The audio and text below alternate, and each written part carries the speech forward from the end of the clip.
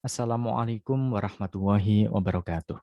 Berjumpa lagi dalam pembelajaran kita terkait dengan statistik dan probabilitas, di mana pada kesempatan ini kita akan belajar tentang aturan Bayesian atau yang terkenal dengan hukum Bayes gitu ya. Nah, pada kesempatan ini akan ada satu pokok bahasan saja, yaitu adalah aturan Bayesian itu sendiri.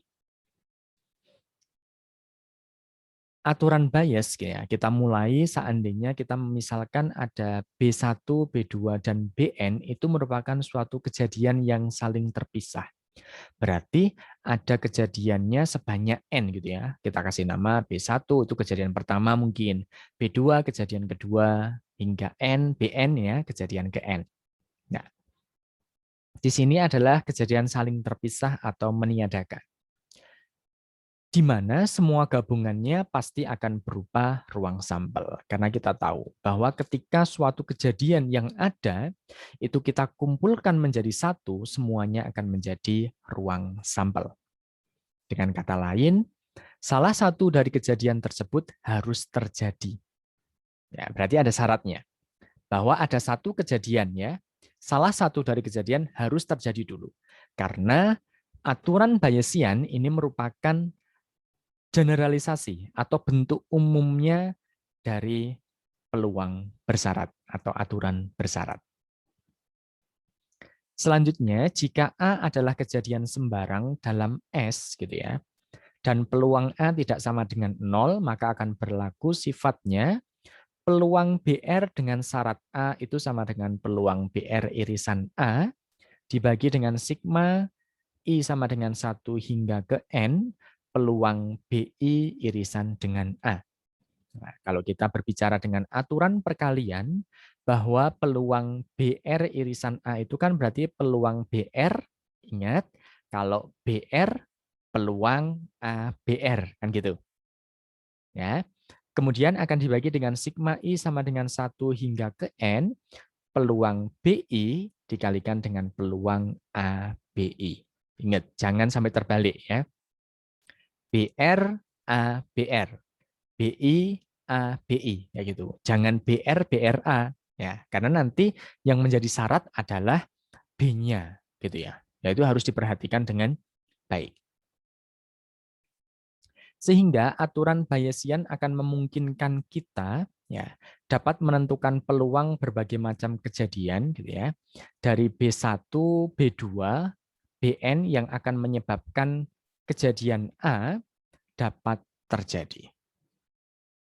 Nah, sehingga kita akan melihat bahwa di sini nanti akan banyak sekali ya kemungkinan irisan-irisan dari kejadian satu dengan kejadian yang lain. Contoh, misalkan 3 orang dosen akan dicalonkan menjadi seorang rektor di sebuah perguruan tinggi gitu ya. Mungkin namanya Pak Ahmad, Pak Budi, dan Pak Catur gitu ya. Di mana peluang Pak Ahmad akan terpilih 0,3, sedangkan Pak Budi 0,5 dan Pak Catur adalah 0,2. Kemudian jika Pak Ahmad terpilih, maka peluang SPP naik 0,8. Dan bila Pak Budi yang terpilih, peluang SPP naik 0,1. Dan bila Pak Catur yang terpilih, peluang SPP naik 0,4. Ternyata setelah pemilihan diketahui bahwa SPP telah naik. Tapi ada note di sini, ada keterangannya, siapa yang terpilih tidak diketahui informasinya. Karena apa? Kita diminta untuk menentukan peluangnya. Kayak gitu. Nah, ditanya, berapakah peluang bahwa Pak Catur yang terpilih sebagai rektor di perguruan tinggi tersebut? Nah, kita bisa memberikan suatu analisa gitu ya. Kalau A ini sebagai kejadian orang yang terpilih menaikkan SPP, kemudian B1 kejadian Pak Ahmad yang terpilih, B2 kejadian Pak Budi yang terpilih, dan B3 adalah kejadian Pak Catur yang terpilih gitu ya. Maka kita akan bisa membuat suatu generalisasi dengan kaidah Bayesian gitu ya. Berarti kan B1, B2, B3 gitu ya, tapi dengan syaratnya adalah A, kan gitu. Maka dengan aturan Bayesian maka akan ada B3 irisan dengan A, Berarti peluang B3 irisan dengan A dibagi gitu ya dengan, karena yang diminta adalah catur, Pak Catur kan gitu ya. Pak Catur kita asumsikan tadi adalah B3 gitu. Maka B3 irisan dengan A dibagi dengan peluang B1 irisan dengan A ditambah peluang B2 irisan dengan A ditambah peluang B3 irisan dengan A. Di mana peluang B1 irisan A itu berarti peluang B1 PA B1 gitu ya.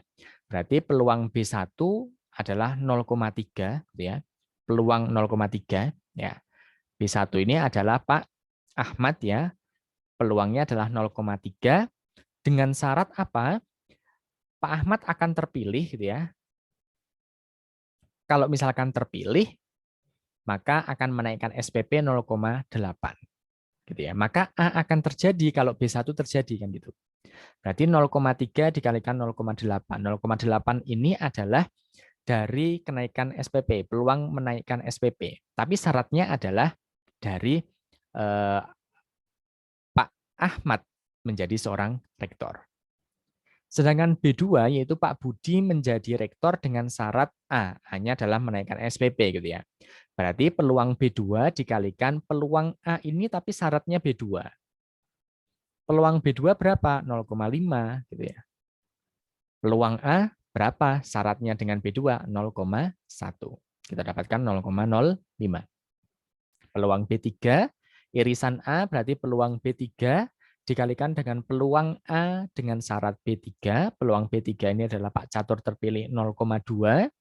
Kemudian akan menaikkan SPP tapi syaratnya Pak Catur terpilih yaitu adalah nilainya 0,4. Berarti 0,08. Berarti peluang B3 ya. Berarti peluang Pak Catur gitu ya. Dengan irisan A itu sama dengan peluang B3 irisan A dibagi dengan peluang B1 irisan A ditambah peluang B2 irisan A ditambah peluang B3 irisan A itu sama dengan 0,08 dibagi 0,24 ditambah 0,05 ditambah 0,08 itu kita dapatkan sekitar 0,216. Karena nilai peluangnya Pak Catur ternyata hanya 0,216 gitu ya.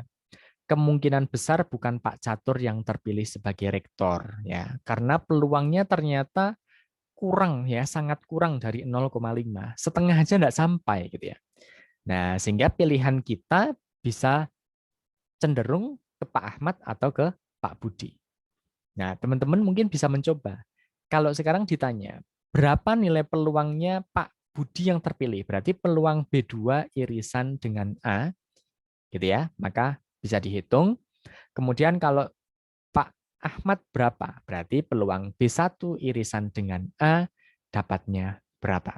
Nah, jika nilainya paling tinggi, kemungkinan itulah rektor yang terdapat pada perguruan tinggi tersebut. Nah, artinya di sini kita bisa akan melihat gitu ya, berapa peluang kejadian, tapi yang penting apa? Ada satu kejadian yang telah diketahui dulu. Berarti ada syaratnya di dalamnya.